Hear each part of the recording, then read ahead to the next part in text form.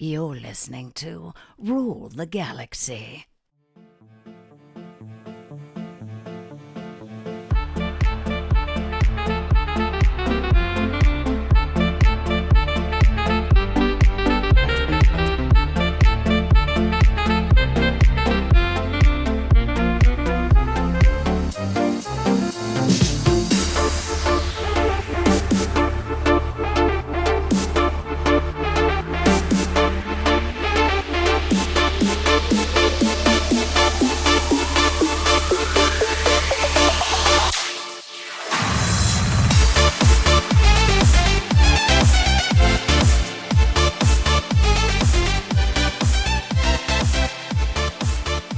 Hey, Star Wars fans, Rule the Galaxy fans, it is Joe. We are doing another little fun sideshow here, another little one-on-one fun show. While the regular crew will be, doing a show here soon, I figured, what the heck, let's just have some fun with one of our favorite guests who comes on from time to time. We don't have a true agenda, but it's going to be fun Star Wars talk, and I'm sure other topics, as this guy is full of topics and blows me away, usually with those discussion points.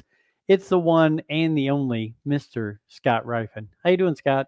Both of us, both the one and the only. That's what's amazing about me. It is. Yeah. What's up? Not much. Not Good. much. Just living the dream, really. Working, chasing grandkids, just having a grand old time. I can understand it. It's a good life. It's a good time. So everybody's all Phantom Menace now. Yeah. And which is great. And look, I don't begrudge anybody who came back around.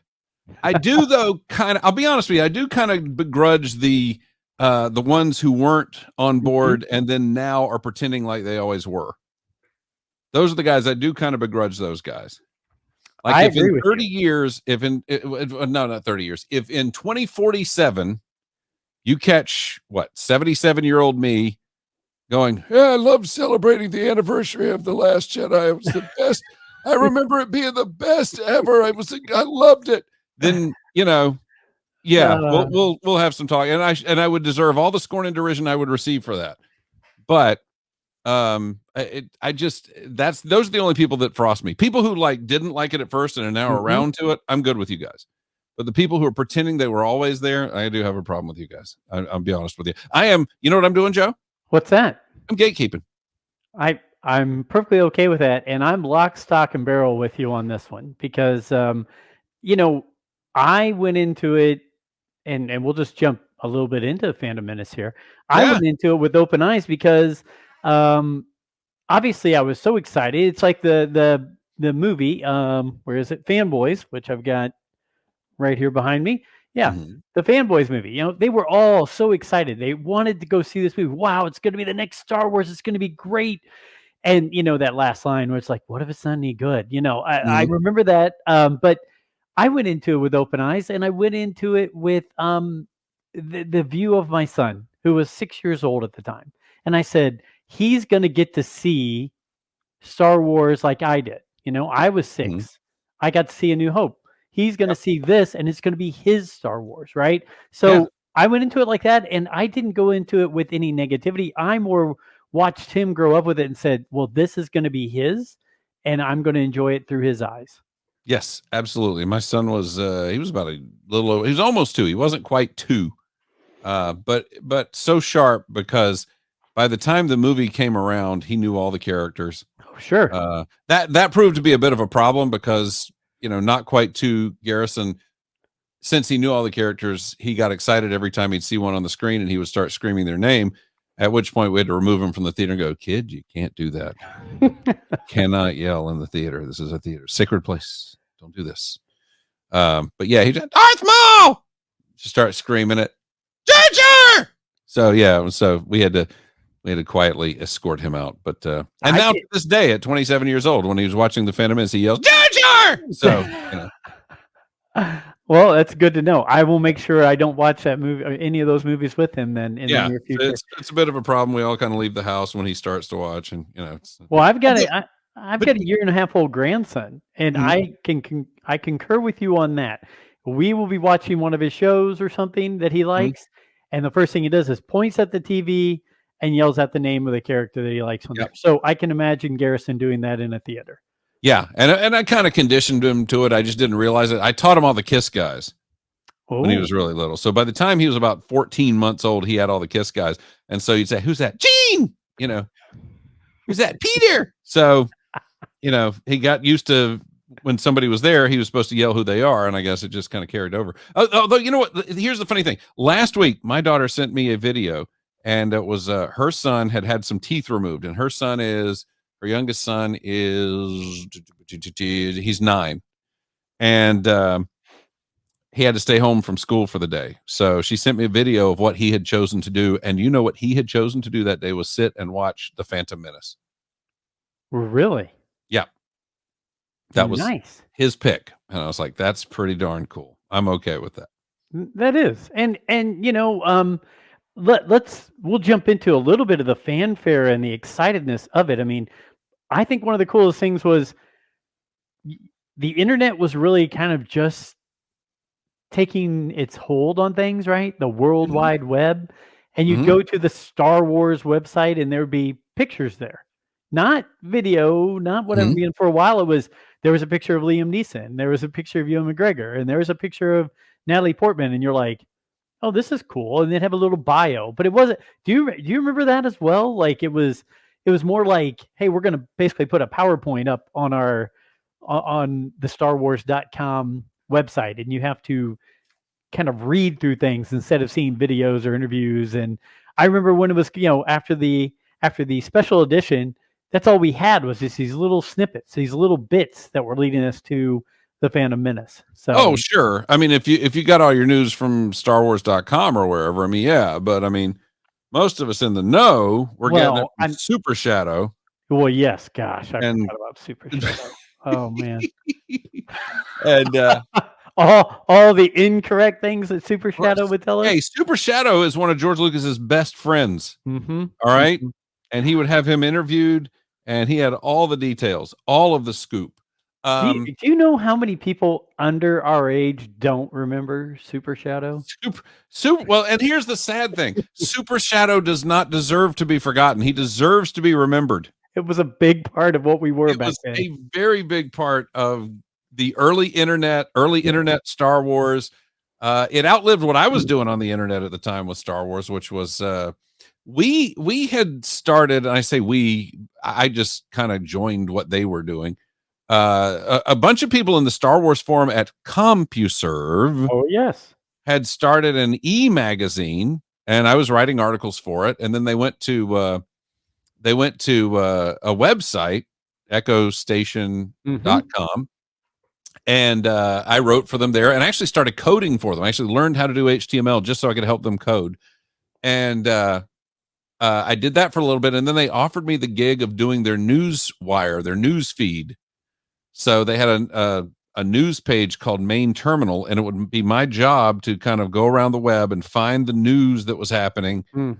and link to it and write it up on that website in just kind of brief digest form. And that was an interesting gig because first off, I'm running my Pentium 75 with 8 megs of RAM and my 14.4 modem, God. and tying up the phone line, trying to find information, trying to get the stuff to download, trying to update the code, then trying to upload the code. Uh, it was a minor nightmare, probably for me and my entire family. Sure. Actually, they probably all suffered as a result of that. And I would get I'll just go ahead and say it. And I know this is probably going to be the controversial part of the show. Oh, gosh. Okay. I was an early just somebody who hated the force.net. And Really? yeah, I know the force.net was supposed to be where everybody goes. And honestly, Jimmy and Jason, who did the Forcecast over there, I Yep. didn't listen to it for a really long time. I didn't listen to them until after they started Rebel Force Radio Me because either. I wanted nothing to do with the force.net. So I didn't, and I love what they do. But when I was doing the Main Terminal thing, I would constantly get harassed by these guys. Hey, if you're going to steal our story, at least link us back. At least give us credit. At least, and I'd be like, I didn't get this from you. I didn't, but they would constantly just harass you for credit on stories that weren't theirs. And so I came to loathe and despise the Force.net guys. So sorry, Scott Chitwood or whoever else is listening to the program. I'm sorry to have offended you, but yeah. I didn't really kick into all of that battle and everything and all those early days of all that. I kept it pretty simple. I mean, heck, I didn't even start doing podcasts. I didn't even start listening to podcasts. So when did Jimmy and Jason start Rebel Force Radio? Wasn't that like 2010? Would have been, well, Rebel Force Radio, I think it started in maybe 10 or 11, 12, 10, somewhere between 10 and 12. Yeah. That's when I started listening to them. I did not ever hear either one of them on the Forcecast. And I know people talked about it all the time and the breakup and all this stuff. I have no recollection of that whatsoever. And maybe I was behind because I just didn't pick up podcasts fast enough. But yeah, I didn't hear them on the Forcecast. And I love those guys. They're remarkably talented. They are pioneers in the field, but I wouldn't have anything to do with it because it was the Force.net. And I would have nothing to do with the Force.net because they would just harass you about stuff. But I have, here's the thing I did for you, Joey Molinaro. I knew you'd have something prepared. I said to myself, Ryfun, what can you do to kind of make this a little special for just for Rule the Galaxy? Because when I come here, you treat me so well. I want to treat you well in return. And I said, the other day, I don't know if you saw me flood. I'm sure you did. You saw me flood my Twitter feed the other day with my trip out to the storage unit. Yes. And I'd also, and I just basically, I found a bunch of my episode 1 stuff because everybody's going episode 1 happy. And I started taking pictures of a lot of the stuff that I had. And I said, I haven't gotten nearly to everything and I'm going to make another trip. But this isn't the official trip, but I thought I will go back and grab some things that I think will be of interest to Joe. I love it. Thank you for the personal touch there. Absolutely. Now, the funniest thing, though, is the first thing you mentioned, I have an article right here.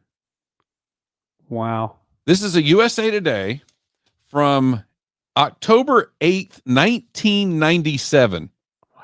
Because I keep stuff. Yeah, you do. And listen to this. The ephemera, the paper, Yes. This is Mike Snyder, USA Today. I want you to hear this. Sneak previews of films that on a calendar seem far, far away. Wow. Are now playing on the World Wide Web. Studios are using the web to give fans information about eagerly anticipated films such as the Star Wars prequels and Gojira months before release, in part in response to a flood of unauthorized fan information passed along the internet. And then it goes on the website, StarWars.com. Lucasfilm has just posted a dozen photos of director George Lucas's recently finished Phase 1 filming of Star Wars Episode 1, not due in theaters until spring of 1999. Surfers can see the bedroom of young Anakin Skywalker, Walker, R2-D2 on a desert city street, and Lucas on set, among other images. Updates were posted all summer. So you were just talking about that, and here it is, USA Today, October of 1997. That's incredible. Yeah. It was a very interesting time. I mean, we got off a little bit of a high of the special editions coming out. Yes. I mean, it wasn't so much that we loved everything they did in the special editions. It was just nice to have Star Wars back in the theater. And I got to see, I saw Star Wars and Empire on the special editions in theater. I did not make it to Return of the Jedi. And I believe it was because my daughter was being born around that time. So you weren't having her. What do you care? Priorities, my man. Priorities. Yeah. And so, but I remember my son and my youngest brother, who my youngest brother is 3.5 years older than my son. So we piled them in the car, a buddy of mine and I piled them in the car, and my youngest brother is in the back seat and with my son, and he's trying to help my son put his shoes on, who's at that time 3.5, something like that. Yeah. And he looks at me, and I still remember it because now he's 36 5 and he has 2 kids of his own. And he looked at me and he goes, Joseph, I am never having kids if it's going to be like this. And it was going to see The Empire Strikes Back with those two. And it still sticks in my head every time to think about that. But yeah, it just, historical stuff. But we all enjoyed the special edition. But then to hear that money and all that stuff really helped to invigorate George to say, I can do this, right? I can pull this off. I've got the funds, all those kind of things. I mean, we were all on cloud 9. New Star Wars was coming out. Yeah. I'm glad you did not offer me an opening to talk about the day, January 31st, 97, that Star Wars Special Edition came out. And the reason? It's a very long story and it involves bodily fluids. And it's one day I will tell that story publicly, but it's a very, very harrowing story. It's not a great story, but I did get to see all 3 of the special editions in the theater. The great thing to me about it was right after that, we get into the Phantom Menace stuff. And I had a friend who would always say to me, because he'd talk about this, he goes, it's a shame he's never going to make any more Star Wars movies. I'd really like to see more. And I'd go, no, he's got the whole prequels thing's going to happen. And he would always go, I'll believe it when they're in the theaters. And so here was that moment when they were in, going to be in the theaters. And so we're anticipating that. And I was ready to spike the ball. Of course, my friend didn't live here anymore. He lived I think he moved in maybe California, North Carolina. I don't know. He was one of those places at one point. But it was funny because right after that, he came for a visit and he's like, well, I said, well, your movie came out. We got Star Wars sequel. And he goes, yeah, and it sucked. I'm like, you're just bitter because you finally got shown up. You said it was never going to happen.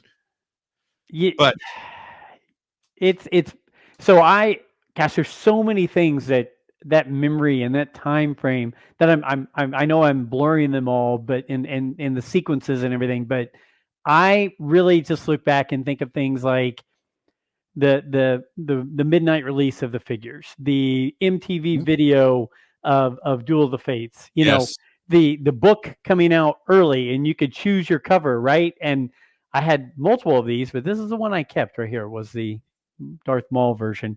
What's funny about that is I swear that I got multiple covers, and when I was looking at things last night, I only have 2 Darth Mauls, and I don't know. I know I had others. I don't know where they are. Because I've got some outers, and I've been in the process of putting Mylar outer covers on my dust jackets, and because I'd done that. I used to do that back in the day. That's why you've seen my Heir to the Empire that's got that on there, and I used to get them at this local bookstore, and the owners of the local bookstore were, how you say, aged. And one day I went in there and I said, hey, I'd like to get some more of those outers that you guys sent. And the guy looked at me like, what? And I said, the outers, that you put on the dust jacket and everything. Why should I sell you those? And I was like, because I come in here. I'll tell you what, I've got a few in here and I'll sell you some from the back, but don't ever ask for those again. I was like, okay. I don't know what I did. But I think he just was a little touched.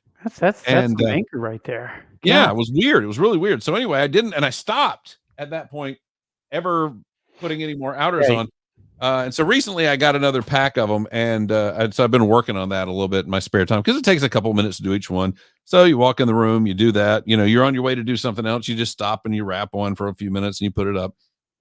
So I've been doing that, but I was like, well, I'm going to get those episode 1s and do all the movie adaptations. And for whatever reason on the shelf, there are 2 Darth Mauls and nothing else. I don't know why. I know I got multiple other covers.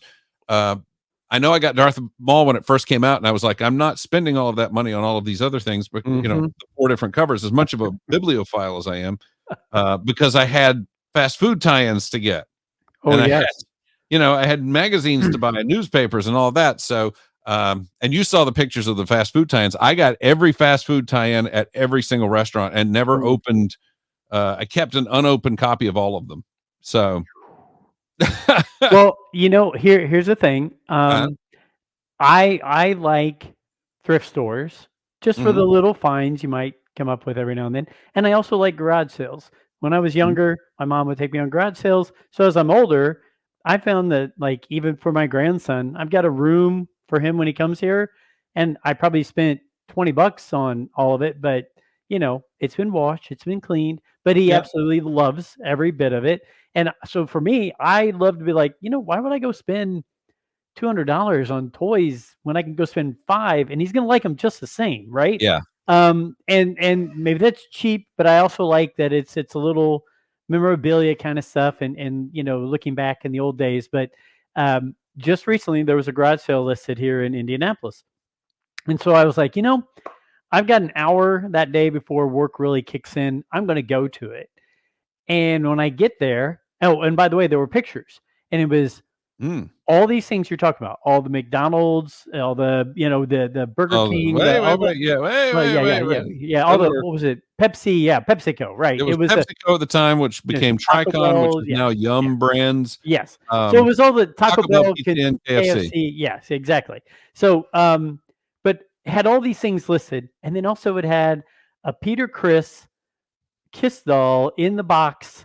This person was selling this at their garage sale, but I didn't realize I got to the garage sale and I walked up and I'm like, I'm here for the garage sale. And there's a tent in front of this person's house, a tent behind this person's house, and their garage was full of shelves, all of toys. Whoa. And I looked and I said, yeah, I'm here for that. And he goes, we've changed it to an estate sale. You have to take a number. Whoa. And I was like, excuse me? And he goes, yeah, we've had so many people show interest. It's now at a estate sale, and we're going to let people in one at a time, and they can buy whatever they want. And I got there at 7:50 because it was supposed to open at 8. They now moved it to where it was going to open at 9, and they gave out numbers. I was number like 25, and I was there 10 minutes before it was ever supposed to happen. And other people were gone. They got their numbers and left. But I was so excited because when I saw all that stuff, and then I saw the Peter Criss, I was like, I know Scott's got this, but because he's been so nice and sent me things, if I can get this, I'm going to get it for Scott. And when that guy told me that, I was like, all right, I'm out. You just blew my whole day. So because I didn't mean enough to you. No, I had to go back to work. I could, I mean, I was going to sneak away from work for 10 minutes in the morning, I'd go through this sale and then head back to my house. And no, number 25, and they weren't open until 9 a.m. I was like, sorry, can't make it. So Scott, I apologize, but I wanted to get that for you, but next time I see you. So. You know what? If it was not an original like 78 Mego Peter Criss, probably not worth it anyway. Don't sweat it. Don't sweat it. Don't sweat it. Let me go through the archives and see what you think about some of this stuff if you would like. Sure. Here is USA Today from May 19th, 1999. This is the day it comes out. Star Wars arrives with a blast, and he's got his tickets. This is the guy. This is one of the line waiters, the guys that were waiting in line and waiting in line and waiting in line, to the point that they actually had a website about waiting in line, and waiting in line became a cool, trendy, hip thing back then, if you remember. I do. Like people would enjoy waiting in line, camping out for the line for a big movie, and really that trend, short-lived though it was, note the proper pronunciation. Yes, short-lived. Short-lived though it was, it really kind of started in this iteration with Phantom Menace with episode 1. Well, I still remember going to movies where you had to wait in line, and it was a fun thing. I mean, when you got a group of buddies together, or you and your kids, and you were going to go see, it was fun. This whole thing of, okay, you've got this ticket and it's this time, and all you got to do is show up and click, you're in your seat. It's there, and yeah.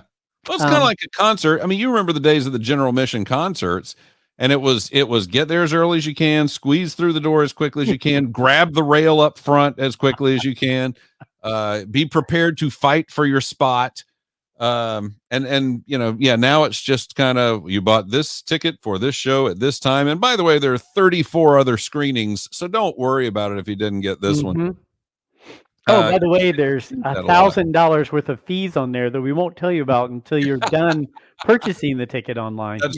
That's true. Oh, and the other thing that I thought was really funny about this is this banner: be a Star Wars critic, a chance to publish your own review at life.usa.com. So, they were offering to let people publish their own. Now, in social media, we take it for granted. Everybody's in this a critic world now. that if I have an opinion, I'm just going to start spewing it, and you're just going to have to either listen or ignore me. But back then, there was still kind of the media was still its own estate. Mm-hmm. And there were still walls and barriers to your just being able to go up and say whatever you wanted to say on the internet. So they made it, well, you can come into our space and use it if you must in order to give your review of the Phantom Menace. We're so kind. Just thinking, today's Star Wars fans who are so lucky to have all this, or unlucky, to have all this social media, to talk about it, to have the interaction, to build a community, it's amazing to think about how much we were in a silo at that time. I mean, we were so secluded from each other, and like you said, to be able to spout your opinion, you had to go through them to give that. Nobody else cared. Nobody wanted to know, and now everybody wants to know everything, or at least they say they want to know everything. So it's amazing how much in 25 years the world has completely changed. Yeah, completely. All right. USA Today best-selling books list. There's The Phantom Menace by Terry Brooks debuting at number 1. Wow. By the way, the next week it fell to 4 because I have that issue as well with me. Let's see. This is USA Weekend Menace Blasts opening record. This is Friday, May 21st. So it's the single day record here. And the funny thing that you tend to forget is the Phantom Menace was 2 years after Titanic. And Titanic had come out and broken all the records. Mm-hmm. So there was a lot of Star Wars versus Titanic going on then that we don't even, we don't even think about that anymore. The political cartoonists who would make the drawings, and the people in the Hollywood Reporter, and you'd have the Titanic sinking with the Star Wars characters on top of it. And there we go. There you go. May 18th, 1999. Can Star Wars top Titanic? And then you have the top 10 grossing films. And this is kind of hilarious when you think about it. This is 1999. Number 1 is Titanic at $600 million even. Wow. Number 2 is the original Star Wars at $461. Number 3 is E.T. at $399.8. And I mean, these are like you'll get one of those every year or so now. Oh yeah. Even in this kind of downtime because of post-COVID, Jurassic Park at 357.1, Forrest Gump at 329.7, Lion King at 312.9, Jedi 309.2, Independence Day at 306, Empire at 290.3 at number 9. So there were only 8 films in history that had made $300 million domestically at that point. Wow. 8 films in history that had made $300 million, and now we see it all the time. It's so bizarre to me. It's yeah. That is very weird. I love that you kept all this stuff. I honestly look back and it's all got to be right in my head because I just didn't keep anything like that. The only thing I kept were Star Wars figures, right? This is why I do keep these things. I've always kept these things because they're like memory triggers. They remind me of these things. And then like the Titanic thing. I'd totally forgotten that there was a big Star Wars versus Titanic thing, but it really was kind of everywhere. We're going to beat, all of us in the Star Wars army, if I can steal a term from Kiss. We're going to beat Titanic. Titanic's a stupid girl movie. And we're a boy movie. I'm sorry. I know I shouldn't have said that. I'm sorry. I didn't mean to trigger anybody or make anybody cry, but yeah, it's for everyone. Anyone who's listening. Star Wars is for everyone. Yes. But mostly boys. Anyway, the USA Weekend, this is from February. This is how big a deal this thing was. Wow. A front page story in February of 99 about the fact that the Phantom Menace is coming in 3 months. This is a full quarter before the film came out. And the whole thing, they've got the whole, like a timeline of the release. They've got, hang on, who's this guy? Brett Cathcart, immersed in Star Wars memorabilia. So they're talking about the fans here. Mm-hmm. Brett Cathcart, 23-year-old from Sarasota, Florida. Yeah, but so again, and how they picked him, I don't know. I was available. You were. And the Brunswick News quoted me. They used to believe I existed. They don't anymore. But then the USA started the Star Watch. Like every day there was an update leading up into the film of their Star Wars. This was the 9 days to launch. Wow. George Lucas. It's not Titanic or The Second Coming. Lucas trying to temper the expectations at that point. going, maybe just hold off a little bit. For the business section, here's an article on the new sound techniques that are being used in the film. How they're going to change cinema, because again, what Lucas does moves the medium forward, always, always, always. Well, you talk about the sound. Hmm? I watched it the other day. Can you believe the sound that came out of the different pod racers? How incredible! Oh yeah, was each Ben one Burtt. being? Yeah, They all have their own personalities. yeah, and most people don't take the time to look into that when they're watching a film. But think about them taking the time putting the film together and saying, "We're going to make each one with a different sound, a different feel." I mean, most of them would have just said, "Hey, just pitch up the engine sound, right, up or down." Right? I'm not a car guy, but I know a lot of car guys, and they can listen to a car and tell you what it is. Because each car's engine has its own voice, and so the fact that they went to their out of their way to do that, Ben Burtt, again, brilliant Ben Burtt, doing that kind of thing for those pod racers, just amazing, just absolutely amazing, and beautiful work. Let's see the actual review. They did the review a week before the film came out. There it is. Star Watch, 7 days to go. 3 stars out of 4, which again, that's pretty good. And one of the reasons I keep things like this too is because I don't know how, but I learned early on that people rewrite history to suit whatever they want to believe, and for some reason I knew that lesson by 86, and when Howard the Duck came out, I knew where you're going with it. I had a bad feeling, and I just went, you know what? I'm holding on to this because I feel like people are going to say this was the worst movie ever, and that's not what they thought at the time. Mm-hmm. And they'll all go, that Howard the Duck, what a horrible, terrible movie. And at the time, they didn't think it was a great movie, but it didn't get horrible reviews. It just got so-so reviews. But it's kind of a hype expectations ratio, and yeah, it came on the bad side of it, but it wasn't the worst movie ever, as I knew they were going to do. So I held on to that, and I hold on to things like this for some of that reason too. Some of it is that the memory triggers, and some of it is that just that I don't like history to be rewritten. I lived through this. I know anybody who does that, Scott. Nobody rewrites history. Speaking of which, my wife and I are watching the Bomb to the Cold War documentary on Netflix, and anybody who really kind of wants to know what's going on today, just go back and watch some things like that real quick. You'll kind of see what's going on. Sorry. No, there's a reason I play old 70s Reagan radio updates every morning, because it's amazing how every time he brings something up, it's like, oh, we're actually dealing with exactly that now. Thank you very much. Mm-hmm. This is the second week. Bestsellers list drops to 4, but an article on Terry Brooks and how he's hoping that people will buy that book and then go, I sure would like to buy more Terry Brooks books, which I found out from retailers that doesn't happen. And I just always assumed it did because I did it. They don't follow authors, you're saying? They follow authors, but they don't follow them off of tie-ins. Oh, really? So yeah, so like if you have an author that's your favorite author, yeah, you'll follow him and you'll do his thing. But if you buy it because he wrote a Terminator novel, mm-hmm. I'm going to buy all his books now because of the Terminator novel. Apparently, people don't. I do. I started buying Timothy Zahn books out the wazoo when Heir to the Empire came out. But apparently, that's not the norm.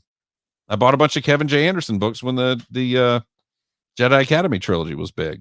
But apparently that's not the thing. And we just recently had John Jackson Miller on, and he said now that I remember, he said the exact same thing. He said, you don't get the following you think you're going to get really from a tie-in book. It's amazing. So yeah, and John and if anybody can do that well, it's John Jackson Miller. I love that you guys had him on because the guy is just phenomenal. He is. I think that's his second time on. Maybe third. Oh my gosh, I have to look back and see. But he was really excited about his next venture, which, by the way, yes. I am reading this. I have a few pages left. Living Force. But now is that a galley? What's that? Is that a galley? Is that an advanced, like a galley proof? Yeah, they sent me a pre-proof, and then they also sent me a digital proof. So I have a digital and a proof of before it got released. I got to start doing podcasts again regularly so I can get free stuff. That's ridiculous. I've been doing I've been doing this for 4 years now. That's the first thing Uh, that anyone sent to me. I stopped several years ago, and I've told the story before, buying the Star Wars books first, when they first come out, which, as you can see from my collection behind me, that was a big decision to make, and it was not made lightly. But there are certain times when I make an exception, and on my shelf back there is The Living Force, because when John Jackson Miller puts out a book, I'm going to buy it. Yeah, he's a fantastic guy. He's a great guy. He's a great author. But his next book is a Batman Batman 89 sequel. book. Yeah. Yes, sequel to the Michael. Oh, I'm excited about that one. That'll be I'm fun. interested in that. I think that's going to be neat. And I think, again, if you got a guy who's going to, he was always, I subscribed to, all right, long story time. Sit back, enjoy. Okay. I was thinking about this weekend because I was visiting in Tallahassee with my friend Raymond, who we've been friends since first grade. And everybody loves Raymond. So Not everybody, but he was a guy when I was in first grade. We were at the Halloween carnival, because kids back then, you used to be able to wear your Halloween costume to school, and they would celebrate Halloween at school. Mhm. And I got in line behind this kid at the Halloween carnival for the haunted house, and this kid had the nerve to have the same Halloween costume on that I had on. This is like if you're a woman and you go to a party and someone else has the same dress, it's that same violation. And so we were both the $6 million man. Oh, and fantastic. and we had both stopped by the carving, the engraving booth, and gotten a necklace with our names engraved on it. It was just ridiculous. And so we started talking, and because I was kind of who the heck does this guy think he is? So I started talking to him to find out who the heck this guy thought he was. And it turned out not only were we behind each other in line, had never met the kid before this point, but he also lived about 300 yards away from me. Oh my gosh. I mean, it was not far at all. And was literally on the other side of the tracks. There was a railroad track bordering our neighborhood, and there was one street where people lived on the other side of the railroad track, and he lived on the other side of the railroad tracks. Which one of you were on the wrong side?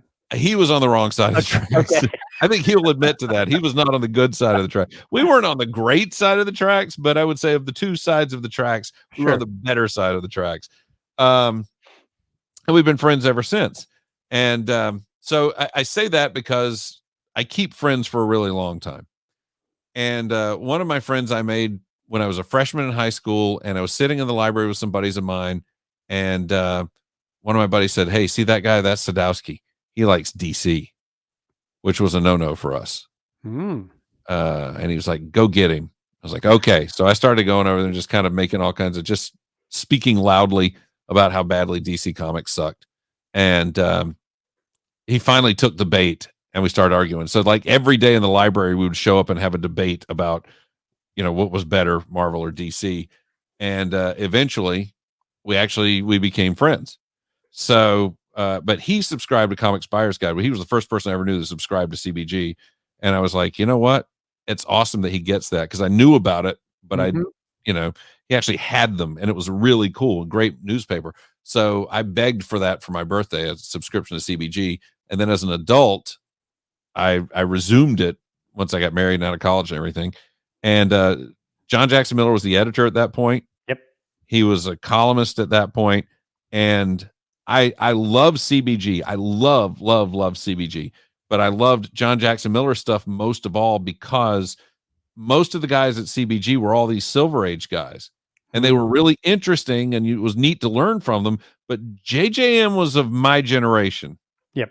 So he spoke to me about things that were important to me. And so I always appreciated that. He was my favorite one in that magazine for that. And then when he branched out and did an Iron Man, yep, I bought the Iron Man. The Iron Man was fantastic. That was his first one. That was his first jump in. Tony Stark becomes Secretary of Defense. I mean, it was brilliant. And then eventually, after War Machine and all that, he finds his way over to doing Knights of the Old Republic. It's one of the best Star Wars comic series ever. Yep. I told him the Lost Tribes of the Sith is one thing that I really loved. Oh yeah. That not enough people gave it credit, but he was like, it's got like a hidden, like a fandom. He said it's like on his 20th reprint now of Lost Tribes of the Sith, because he deserves that. He does. And when they kicked off the new the new era of continuity Yep. with his book, New Dawn. I thought that was completely appropriate because I really think he is one of the best at doing this, taking these other worlds and making them into something that you haven't seen before, but is still familiar, is enjoyable, moves at breakneck pace, and managed to encapsulate the spirit of what it's all about. Oh yeah. Um, He Johnny definitely Knoxville has my respect. he definitely gave us some insight on how he does things in the last interview we did with him, and it was fantastic because he said he really needs to, like, I've got a map of Italy right over here behind me, and I constantly look at it like, okay, if I'm going to go here, I got to take a train here to here, and I'm always looking at that. Yeah. He said he lays out every book like that. He wants to visualize, okay, this planet's here, that planet's there, so on and so forth. In this most recent book, The Living Force, he had the planet Quinn, which they're on quite a bit, broken down by islands. And he had to know where they were situated because he was like, in my mind, I can't just, well, it went from here to here. No, I need to see, the envisionment of how they got there. And I loved it. I mean, I was just like, this is fascinating to me to sit there and see how you come up with these things and put them together. So he's really good. Great. He's absolutely great. All right, let's see. USA Today weekend. George and Jake and our buddy Jake Lloyd. Here come the 1999 Star Wars. What day is this? It's January 15th. So see, again, another full page. People do not get what a big deal this was. I know. So in January, they have a full front page of the section story. In February, they have another full page front of the section story. This was the big deal that was episode 1, Phantom Menace. Agreed. The Georgia Times Union, which is the Florida Times Union with a different front page. And you got a guy dressed up as Darth Maul. What day is this? The actual May 19th? Let's see. Yeah, May 19th. You've already got a guy. And then you've got a picture of the line in Jacksonville. If you look, this guy's sleeping in a cardboard box. Oh. Says Jabba the Hutt over. He made a cardboard Jabba the Hutt that he's sleeping in, basically. Holy cow. And you got your lines, people camping out just at the lines. Again, this became a thing. People don't know about this stuff now. Yeah. The kids don't know. They just don't know. Well, we had Ryan McGee on from ESPN and the SEC network. Huge Star Wars fan, and now has his own podcast, Never Tell Me the Odds, which I'm still, Ryan, I know you'll listen again. You could have called me in on the Billy D. Williams interview. We talked about it. I would have been happy to have been on that show. Anyway, he had Billy D on recently. Oh, that's just not right. Anyway, but we had him on, and he said he was talking about Phantom Menace as well, and he said, my wife and I went to like the Friday night or the opening night show, right? Wednesday night, yeah, whatever. And he said we were there, and it was all adults, and it was whatever. And he said, and there was one feel about the movie with all the adults there. He said, and then I went on Sunday, and the theater was half filled with kids. And it was a totally different feel in the theater for the movie than there was on opening night. And he said the kids were laughing. The kids were enjoying. They were just amazed by the pod race. They were amazed by Darth Maul. They laughed at Jar Jar, right? All those kind of things. And he said, so totally different feel. And he's right. I mean, as adults, and I've always found this to be the case. I always feel like we adults who grew up with it in particular wind up taking Star Wars way too seriously. And it's the thing that drives me nuts. When I hear about how dark Empire Strikes Back is, and I watch it and I go like, what are you talking about? It's the funniest one of the bunch. It's the funniest one of the bunch. You got the Luke and Leia interplay, you got 3PO and all his shenanigans, you got R2 getting spit out by the swamp monster. I mean, you've got so much just fun, funny stuff. And it's such a dark movie. And like as a kid, I didn't see a dark movie. I saw a really fun, funny movie. And okay, as an adult, you say, okay, well, I see where you're seeing that darkness, but I still see the fun movie. And I think far too often, and I see it in a lot of fan films, far too often the dark and the serious is so played up, and people tend to forget that these things are supposed to be fun at the end of the day. They're supposed to be adventures. 100%. Look, we're in our 50s, and I tease with the guys on our regular show, Alfie and D-Doc and Brent. And I'm like, even we take it way too seriously. I mean, we're guys in our 30s, 40s, and 50s talking about something that's there for 9 to 12-year-olds. Yeah. I mean, we're looking to it through our lens, and it really just we should appreciate it like we're a 9 to 12-year-old and just have fun with it. Yeah. And that's I don't know. You're right. Sometimes we just take it too daggone seriously. But as adults, here's what we got to do. And this is the beauty of having the power. And this was really empowering to me. And it's probably one of the reasons I do it. But you see this headline from USA Today. Yes. You want to read that one? Force is the workforce taking off to see movie. Force is with the workforce. Yes. Taking off to see movie. Because when I was a kid, Return of the Jedi came out. And I remember it was Wednesday, May 25th, 1983. And I remember saying to my mom, okay, so you're going to get me on Wednesday and take me to and she's like, what are you talking about? Well, the first show's at 1:00. So you're going to come get me and take me to see the Return of the Jedi. She's like, no, I'm not. I said, what do you mean? She goes, I'm not taking you out of school to see a movie. And are you kidding me? This is not just a movie. This is Return of the Jedi. I mean, it's not, some new Jerry Lewis thing. It's Return of the Jedi. Right. And she did not see things my way. As an adult, I was empowered now and have every Star Wars film since have taken the day off that they've been released. And I take the day off from work and I spend the night before, if they have a midnight screening, which they don't do midnight screening really anymore, but they have the evening before screening. And I take that off and then I go back the next day and check it out again. It's just, I kind of recognize a new Star Wars movie as a holiday.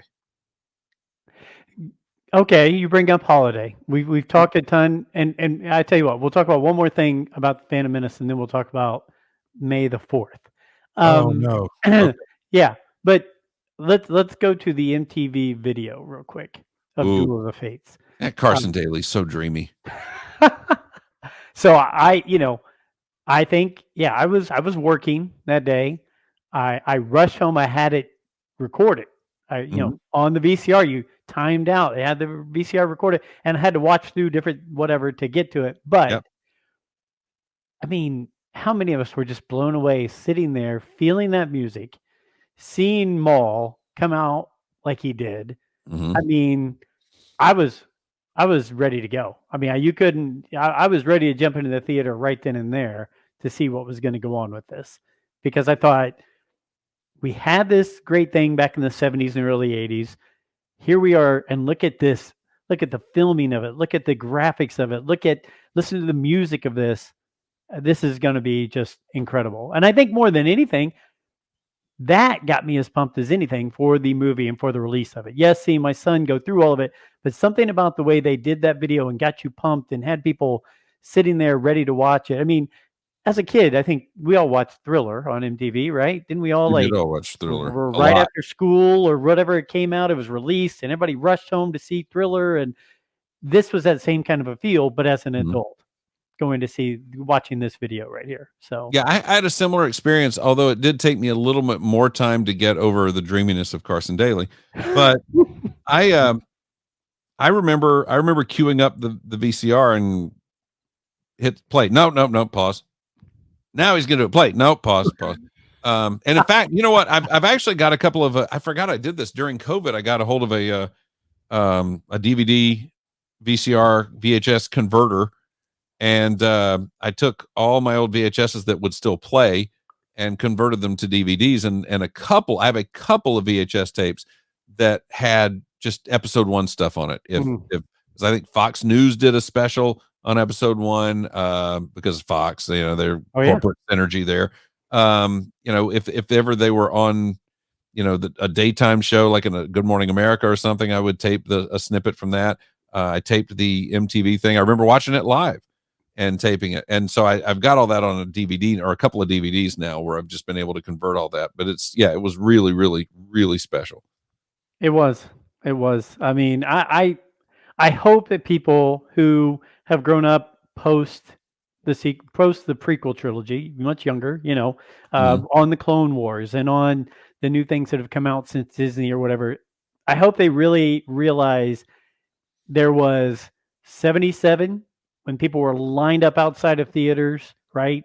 The anticipation every 3 years, only having Marvel comics in between there and an occasional novel like the Brian Dailies or something like that.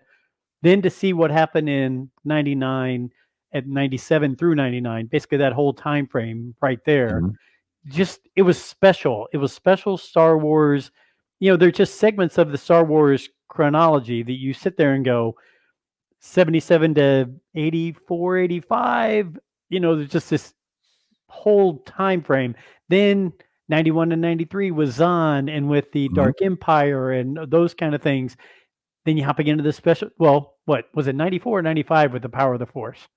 95 with the Power of the Force. 95 Power of the Force. 97 special editions leading into 99 with that. I mean, these are some things that stand out to Star Wars fans who've been along for the entire ride that just mean something. I mean, there were segments and snippets of our lives that mean something to go along with these parts of our lifetime. So and there are certain things that, again, they're just certain milestones that you have that are just kind of part of the overall experience that kids can look back on, and they don't see necessarily. They kind of see it as a blob. They look back and they go, oh, there's all those things that happened before, but we watched them unfold, and we lived through the dark times. And I don't remember what exactly your fandom was during the dark times, but I was still me. I've always kind of just been me. I kept all my things. I had all that stuff, from 84, 85 on. I kept all that with me until I sold a bunch of it off to buy my wife's engagement ring. That's right. But at the same time, doing that, she went and bought me the Timothy Zahn novel and said, "Hey, you love Star Wars. I thought you'd like this." And I'm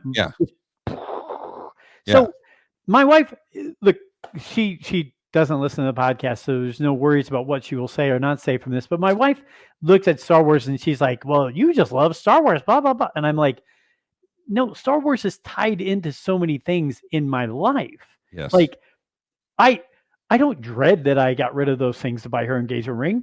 32 plus years later, there was a purpose for that, right? I mean, I wasn't going to get rich. It's not like I kept them all in boxes. They were toys. And I kept certain things, but and then her buying me that book, again, it's a thing that meant something. And then taking my son to the special edition, taking my son to the prequels, those just stepping stones all the way through to where, he now has a kid and he's like, oh my gosh, I get to show my kid. I get to go do these things. And it's like, see, that's what Star Wars means to somebody who grew up with it from 77 through now. I mean, those little things like that. And in fact, it's funny because I had a similar experience in that, I've got G-Man is little. He's not quite 2 when episode 1 comes out. And I was like, I know how this is going to end, this prequel trilogy, but he doesn't. Yes. Right. So I think what I'm going to do is I'll expose him to Star Wars. I'll expose him to most of Empire, but I'm going to not let him watch the end of it. And I'm not going to let him watch Return of the Jedi. And from there, let's see what happens, because I would like to see him bond with Anakin and then watch the fall happen and see how it affects him, because I think that'll be interesting. That's awesome. But part of the problem is there's a thing that I say on my radio show a lot, which is we do not discuss the origin of certain holiday entities. Do you understand what that means? Me? Yeah. Oh, you talking about May the 4th? No, we do not discuss the origin of certain holiday entities. I don't publicly talk about, that guy at Christmas. Gotcha. And where he comes from and that kind of thing. To that end, I also do not publicly, I mean, we're in a Star Wars place for Star Wars people. I think we're okay here, but I do not publicly discuss Darth Vader being Luke Skywalker's father, because somewhere, somehow, in a stray conversation, somebody will hear that who did not know any of that, who has not encountered this stuff and experienced it yet, and it will ruin it for them. Now, I know everybody else is already ruining it for them every 5 minutes with a t-shirt and a mug and everything else, but I don't feel right being that guy. So with Garrison, that's a good call. It's interesting. Yeah. Sorry. I just don't. I don't discuss, like, in mixed company, things like that, because I want it to be fresh for somebody who didn't know. Because a lot of it is that the sledgehammer that dropped on us when it was announced. When he says, "No, I am your father," it's it's devastating. And you're 9 years old. I was. And it knocks your world out from underneath you, because wait, how can that possibly be? Because Luke Right. Skywalker, we know everything is good, decent, pure, and honest about him. How can he come from the most evil thing in the universe? And so I don't want to ruin that for anybody who might not have been there before. And there are times when I run into adults who say, I've never seen a Star Wars. Oh yeah. I don't ruin that for them. I don't wear t-shirts that say, I'm your daddy or whatever. I don't do it. But that having been said, yeah, I thought I'd start G-Man Garrison. We'd start him and work our way through. And of course, part of the problem is he goes to work with he goes to my workplace with an Anakin action figure. When the guy goes, "Hey, that's Anakin," it's Anakin. Anakin turns out to be Darth Vader, right? So, stop! Don't do that. So Garrison goes, "Is he Darth Vader?" No, you just watch the movies. Just wait. Just watch the movies. And then he took a sick day one day, and my mother-in-law watched him, and he conned her into letting him watch Return of the Jedi, which, by the way, now is his favorite Star Wars film of all time. So, by the time I got home that day from work, and he had stayed home all day from school, he knew everything, and he was so cocky about it. I know everything. I know everything. I was like, how do you know that? You let him watch? And, how do you, it's not like she was letting him watch Cinemax at midnight. Right. So you can't just go, how dare you let him watch Return of the Jedi? I mean, although I had a Return of the Jedi tape that probably wouldn't have been watchable back then, would have been the same type thing. But anyway,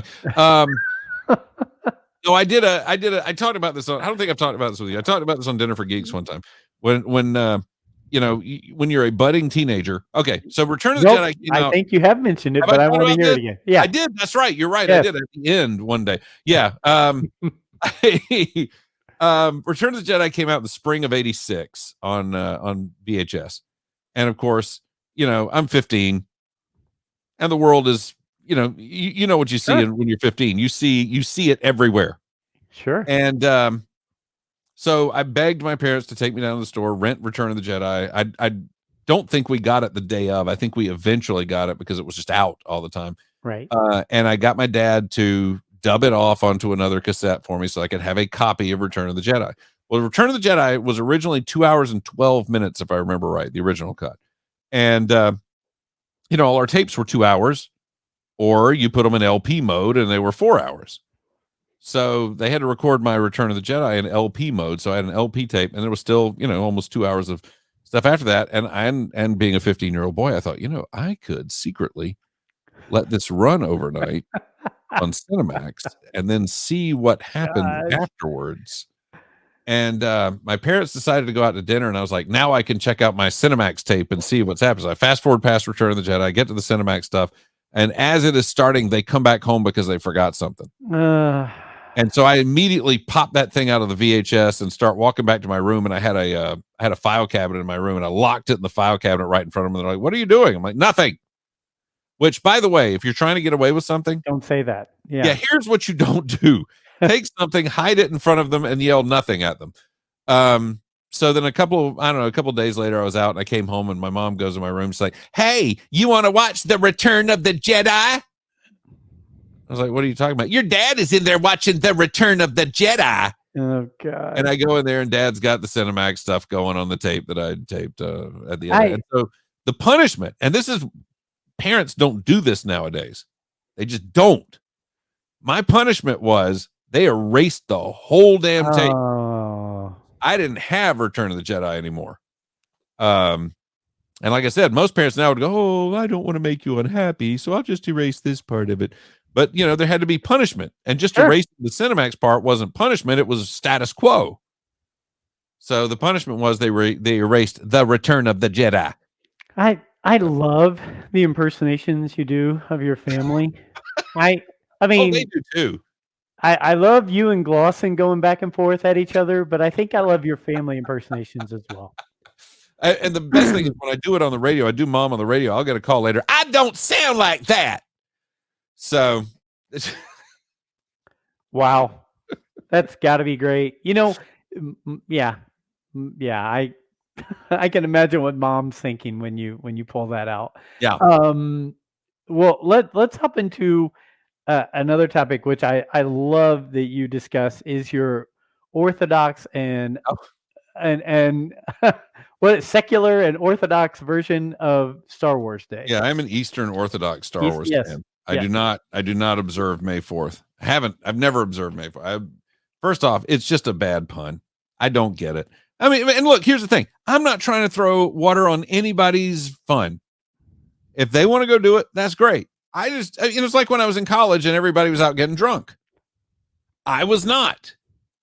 And that's okay, right? Now, there were some people who got offended that I did not go out and drink with them, but I'm not a drinker. So I didn't go out and get drunk with these guys. Most people got that I just was not my thing to do. Sure. Some people, it bothered them that I wouldn't do the thing they were doing. I feel kind of the same way on May 4th. May 4th, and look, when I say I don't mark it, I'll certainly take advantage of a sale. Correct.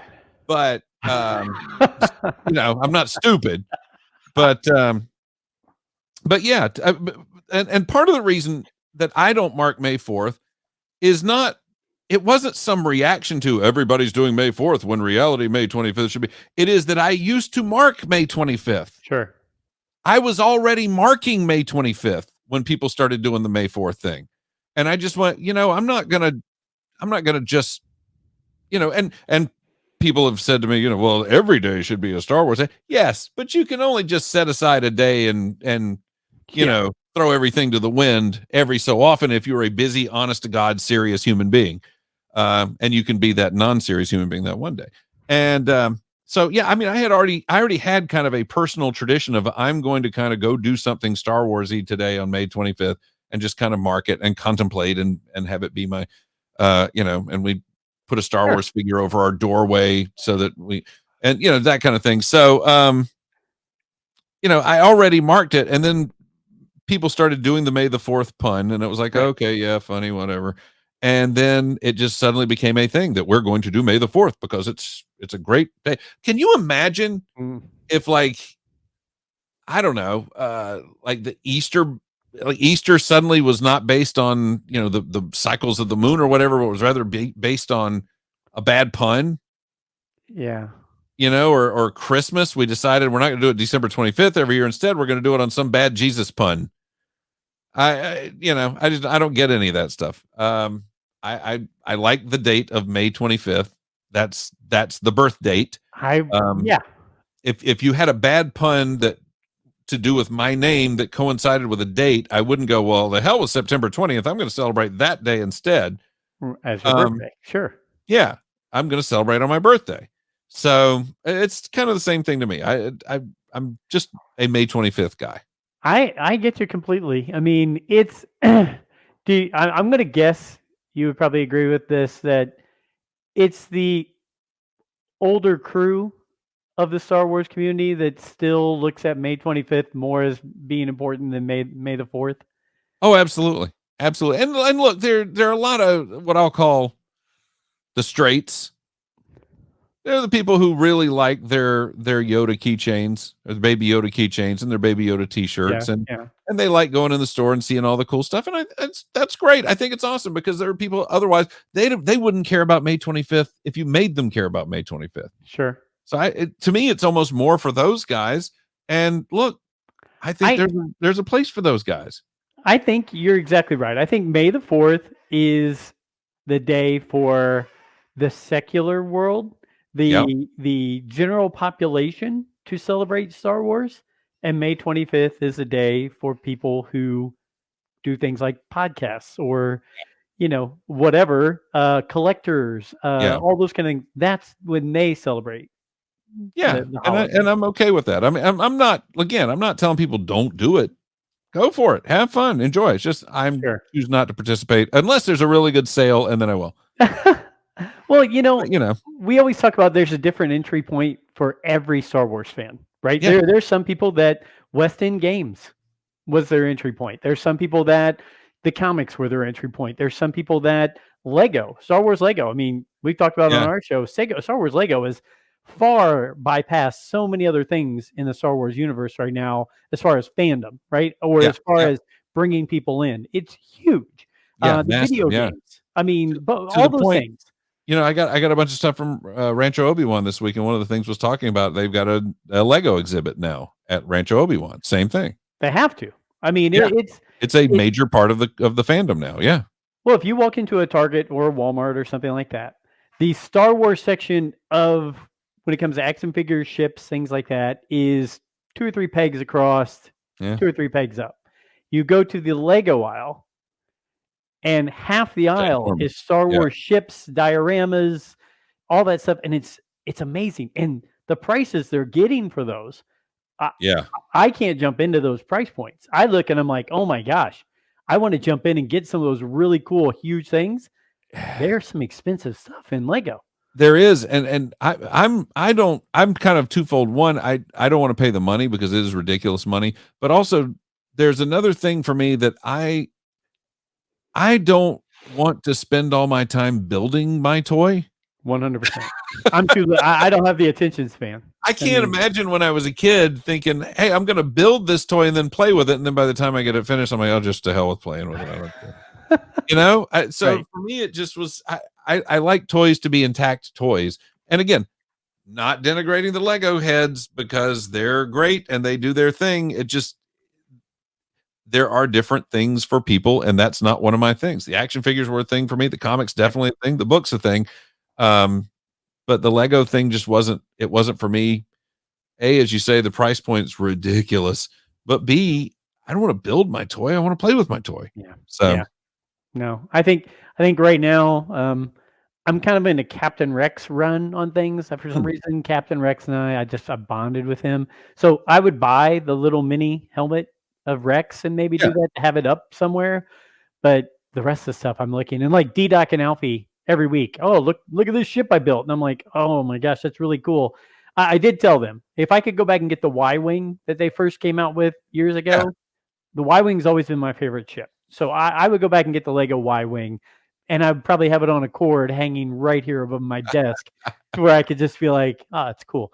But yeah, some of that stuff. Make that into a microphone mount some way. Oh, yes. Yeah. So anyway, but yeah, no, I appreciate you coming on and doing this, and I'm sorry, allergy season's kicking in, so now my eyes are starting to itch like crazy.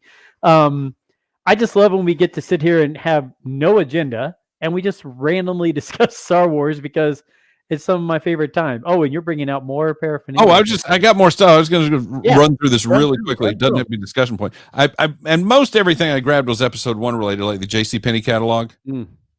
Gosh. And tons of just episode 1 clothes, toys, ridiculous clothes, toy sheets.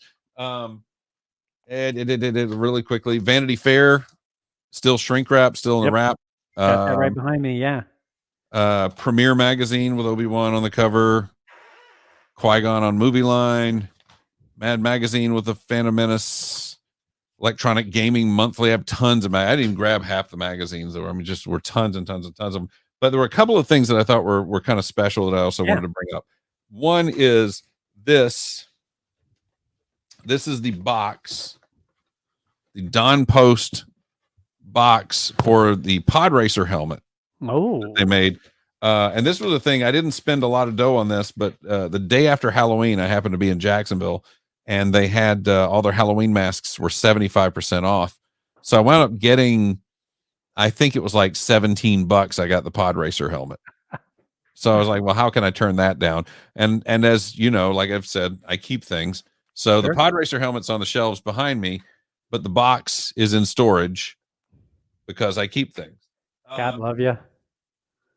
The episode 1, the Phantom Menace book, starring Garrison Ryfun in a Phantom Menace adventure. And it was one of those things, they had these booths set up at the mall, and you give them your kid's name, where they're from. Say, I had to bring out a Anakin to the rescue with Jar Jar right there. Rescue, yes. With Kidster. See, look at this. That's so cute. Oh no, I know those exactly. I know exactly what you're talking about. They had those of like Batman and Superman when I was a little kid. Yes. And my grandmother or somebody got me one of those. Yeah. Yeah. That's awesome. So it's like Garrison Ryfun of Brunswick, Georgia, had just finished building his very first spaceship with Julia, Nana Faye, and Papa. Wow. when 2 Jedi Knights came to his door. Their names were Qui-Gon and Obi-Wan. So he's right in the middle. I thought this was cool. That is very cool. And then, last but not least, and I noticed that this thing's coming off. This is scary.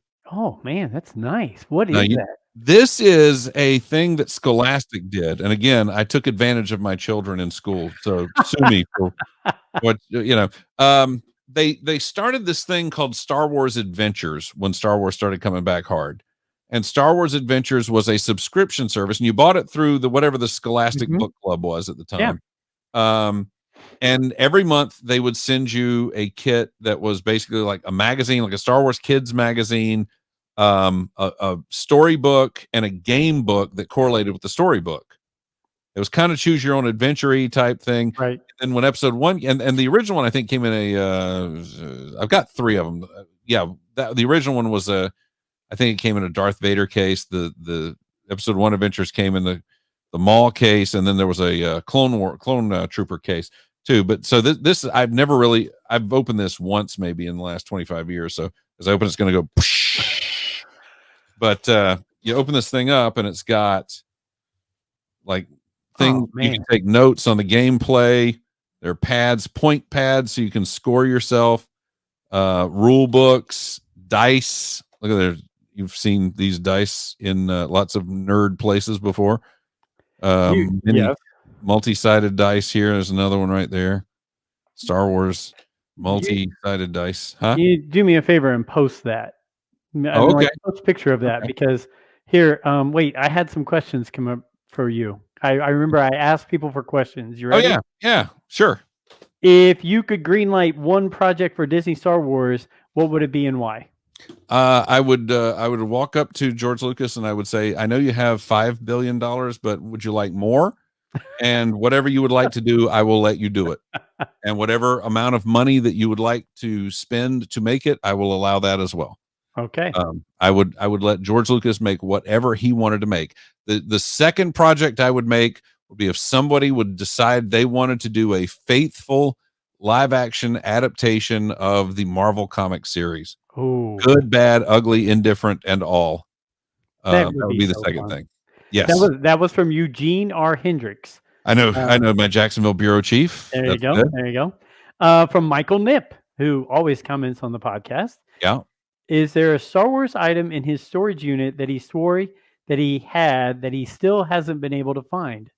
Yes. There were 2 different metal Empire Strikes Back lunchboxes. Okay. And one of them had photographs on it, and then one of them had paintings on it. And I have retrieved from the deep, dark recesses of the storage unit the one with the photographs on it, but the one with the paintings on it I have not been able to locate yet. So that is one of the things that I really try to keep my eye out for, is that other lunchbox that I can't find yet. But I know I have it because I spent a whole year taking it to school. Because I don't eat vegetables, I took my lunch to school every day. So I always had my Star Wars lunchbox. I have 2 more for you. Okay. This is from Rural Farm Boy, which we all know. Oh, yes. Love Rural Farm Boy. Yes. Love him. Yep. Over the years of listening to Scotty in my ears, don't ever recall his telling of how many of the 77 to 83 Kenner collection figures, 96 in all, did you have? Bonus question, any doubles? Oh, golly. That's a long question, Rural. Does this need to be answered on the tweet back to him? No, because I can't do it in 280 characters. Because there's like a whole sequence of events. I don't tell short stories. I know you don't. They're good stories, but I don't tell short stories. I remember going to Playland, which was our big toy store here. Mm-hmm. And I remember seeing the early bird kit and going, Mom, these are Star Wars dolls. We can play with these. And this was a thing I want more than anything. And Mom looked at it and she went, that's $10 and you don't even get nothing.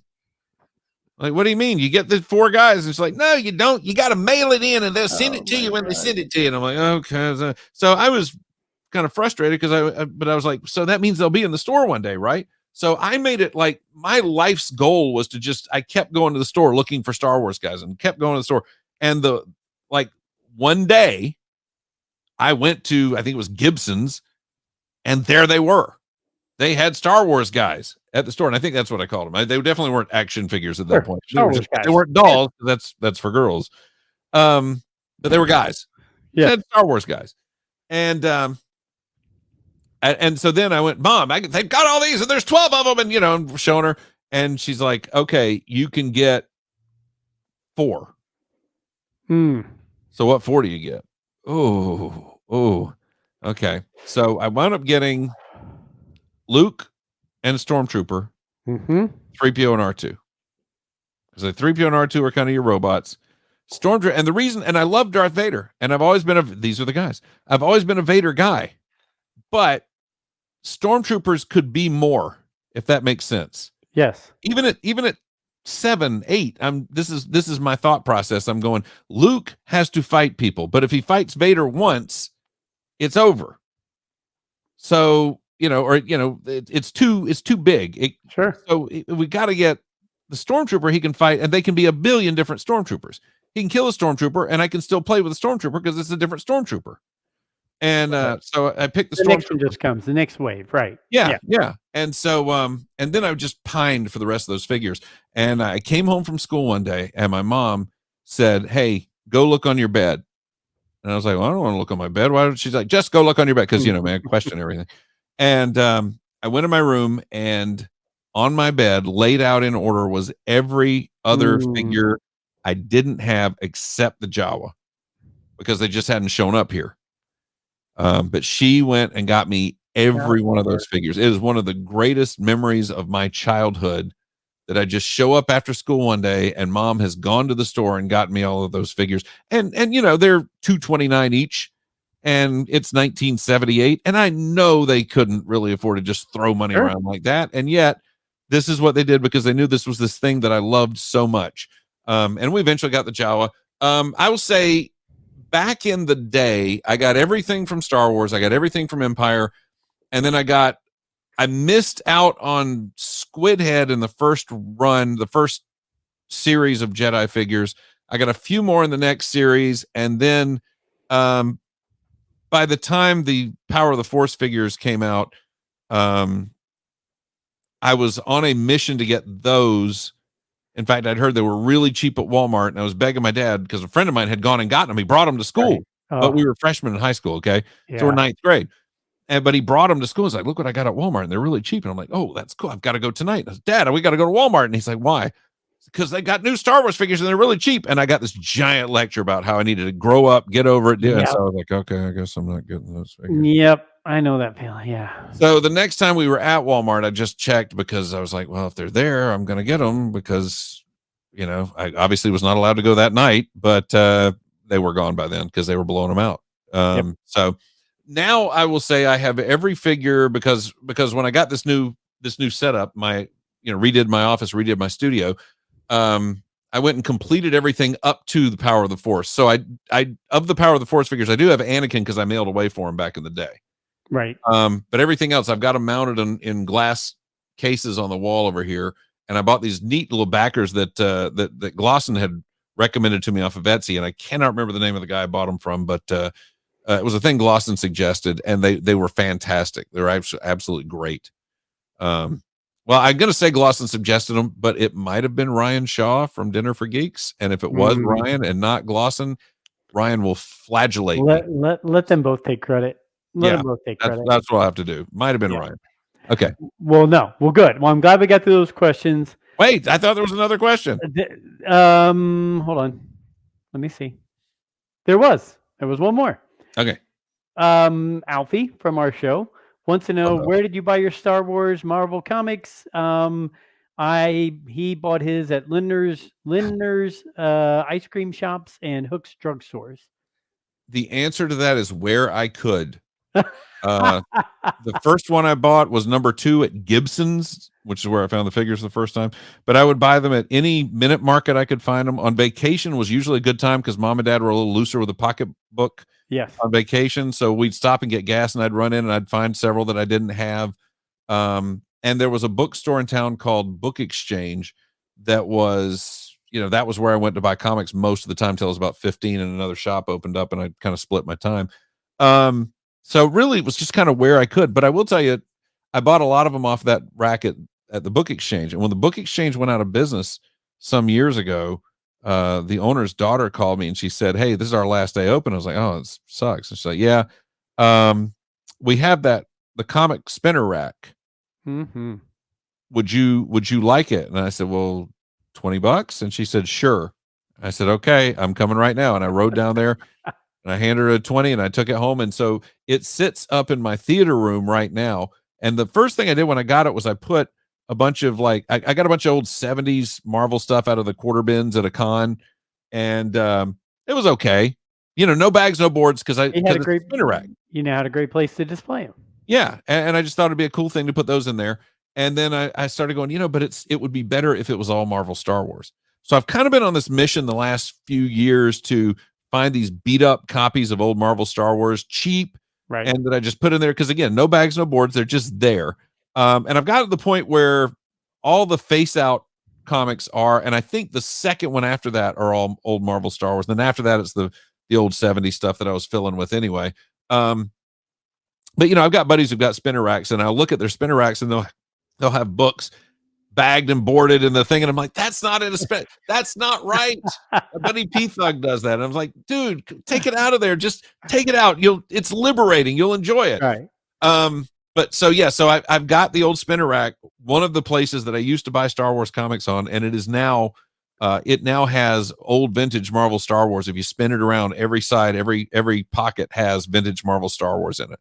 That's awesome. It's great. Awesome. I love it. Well, thanks for the questions, everybody. These were sent to me on Twitter, so when you listen to this, or watch it, you'll be able to see all this stuff. So look at that beauty. Yeah, that's the last thing I was going to show you. I brought it from the storage. It has nothing to do with Phantom Menace, but I don't know if you remember this. No, it's gorgeous. These 4 stickers, and you had to put them together in there, and different sticker set every week. As you can see, I missed out on 3 of the sticker sets, so now it's you're gonna have not to find quite them. complete. I should do that. Oh man! Oh, you just messed me up. I need to go find those other 3 sticker sets. You do. I love you and hate you at the same time. Well, tell me exactly what to look for, and I'll do the search for you as well. All right. That's fair. Thanks. Hey, I got to cut it because I got all kinds of things coming my way here. Sorry. No, it's on me. This was a me thing. But I can't tell you how much I appreciate it. It's always so much fun to hang and talk to you. And I got to get my next trip down to your neck of the woods to come and actually see you, since you've seen me in Indiana. I got to head on your way. So, yep. Thank you again to Mr. Ryfun. Thank you for everybody just paying attention to this extra show. Heck, I might cut it into 2 shows because we got some non-Phantom Menace and non-Star Wars Day stuff, and we've got all that as well. So, but it'll be coming out soon. Listen to the guys. They'll be doing a show soon. And that's it. That's what we're all about here. Rule the Galaxy. Like us, subscribe to us, follow us, all those things you do. And let us know what we're doing and what you like, what you don't like. Obviously, you're going to like Scott Ryfun because he's one of the best. So, Scott, thank you again. And when I have Glosson on soon, I'm sure he'll rip and say, why did you have Scott on and not me? And then we'll get to talk about that. So, good luck on the stickers. Thank you. Peace out, brother. I appreciate always having you here. Absolutely. Glad to be here. Thanks. Talk to you.